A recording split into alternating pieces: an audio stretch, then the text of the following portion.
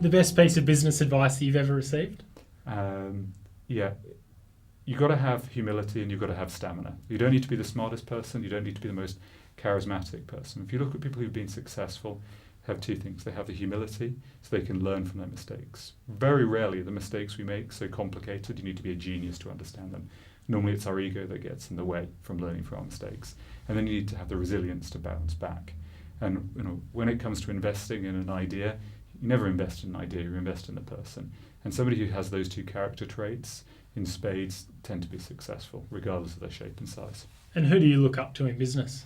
Yeah, so I don't know if you're familiar with James Dyson. He's the guy behind the vacuum cleaners. He's a rare breed of British entrepreneur. Unfortunately, there aren't that many of us. And he had this pipe boom for 10 years. Pipe boom, no pun intended when I said that, but he had this idea for 10 years. And he couldn't get it off the ground, and that resilience to keep pushing. And he had the passion to be, first of all, an engineer and an innovator, and secondly, a business person. And I think if you have that passion and you have the great product, then business success follows. And what's your advice to other people sitting at home on a business plan they've told is no good? Yeah, so I think it's pretty simple. Ask yourself, can I afford to try this out? Can I test this? And am I in a position where if it doesn't work a year from now, my life's going to be that much worse off?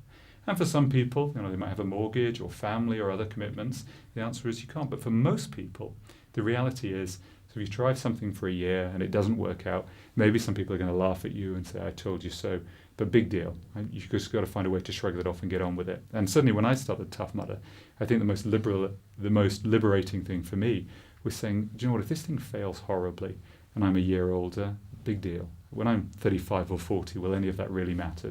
And the reality is, achieving a certain amount of economic success is nice, but very few entrepreneurs I know are in it for the money. They're in it because they're passionate about something. And if you can be passionate about something and you believe in it, don't worry too much about what other people tell you. Terrific advice, Will. Thanks a lot for your time. No, of course. Thanks for having me.